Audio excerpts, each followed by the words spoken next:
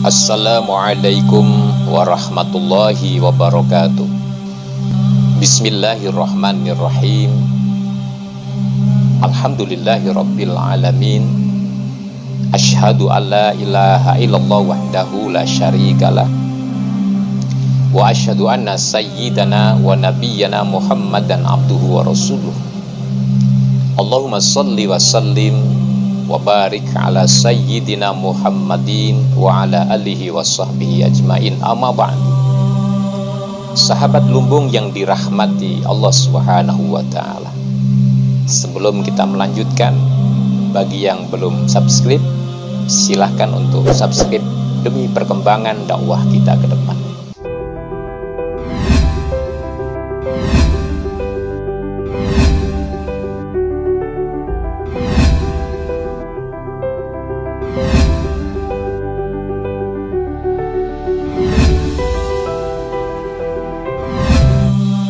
Bagi umat Islam, bahwa bulan Ramadan itu adalah bulan yang sangat istimewa.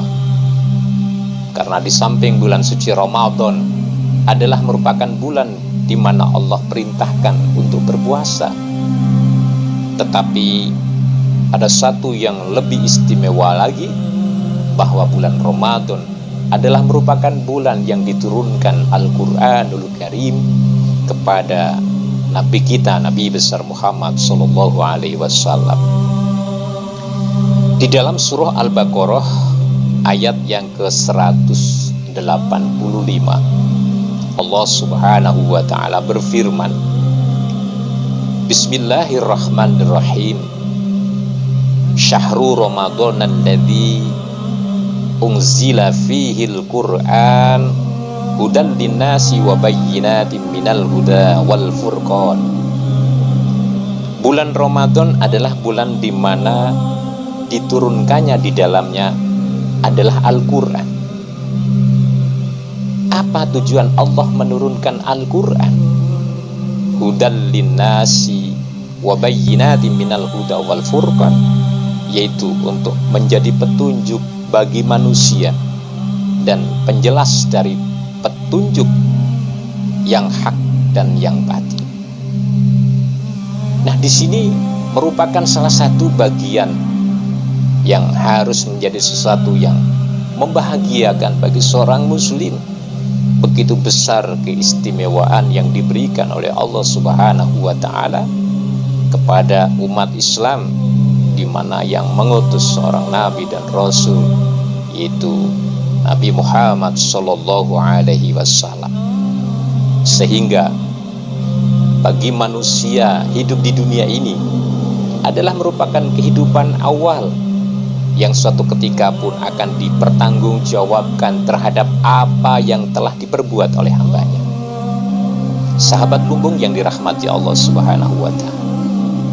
Oleh sebab itu, prinsip yang harus menjadi dasar pokok kita di dalam menjalani hidup, yaitu Al-Quran.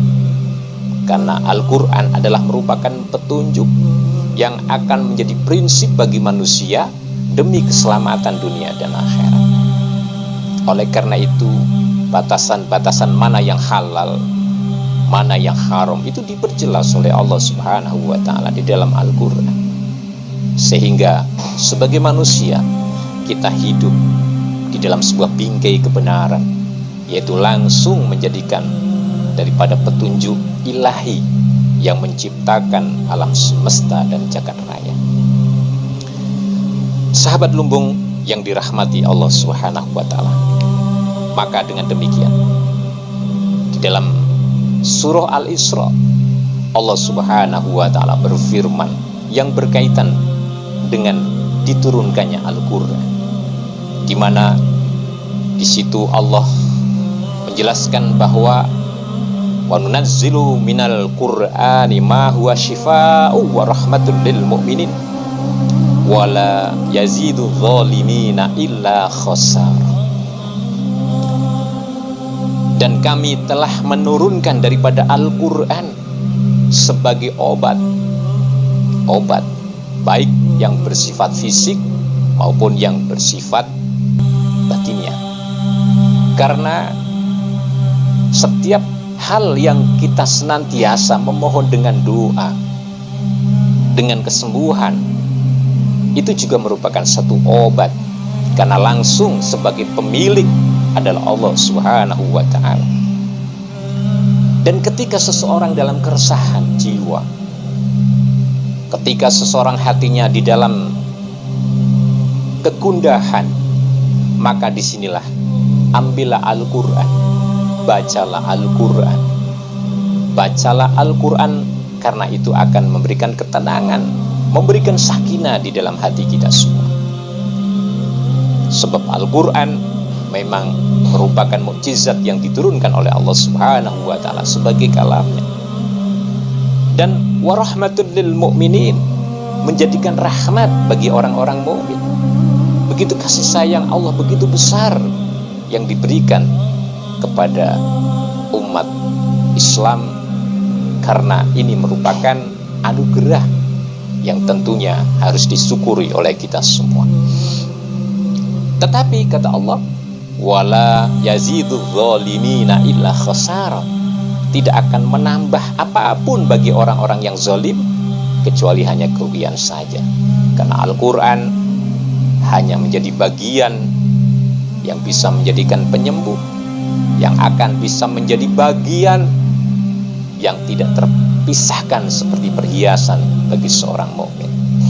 Bahkan Nabi Muhammad SAW bersabda, bagaimana harapan dan bagaimana gambaran orang-orang yang nanti di hari kiamat, ketika mereka mengamalkan Al-Quran di dalam hidupnya, baik sebagai bacaan maupun sebagai prinsip di dalam menjalani hidup, di mana baginda Nabi besar Muhammad SAW bersabda, Iqra'ul Qur'an, bacalah Al-Quran, fa innahu ya'ti yaumal qiyamati syafi'an li ashabi, karena sesungguhnya nanti di hari kiamat Al-Quran itu akan memberikan syafaat, memberikan pertolongan dan memberikan pembelaan bagi siapa? Orang yang mengamalkan Al-Quran.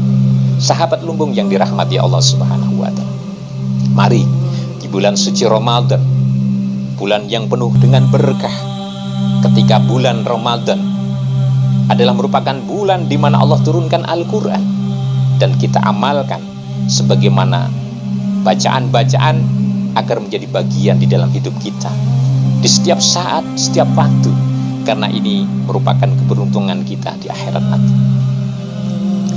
Lalu di dalam surah Al-Hadid, Allah Subhanahu wa ta'ala berfirman, Bismillahirrahmanirrahim, walladzi yunazzilu ala abdihi ayatim bayyinati liyukhrijakum minaz zulumati ilan nur.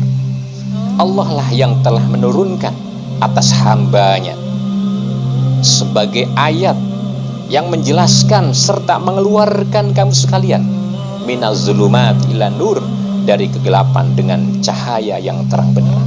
Jadi Al-Quran itu memberikan sebuah cahaya petunjuk, menuntun manusia agar tidak tersesat di dalam lembah yang akan menjadikan sebuah jurang yang menistakan nanti di akhirat.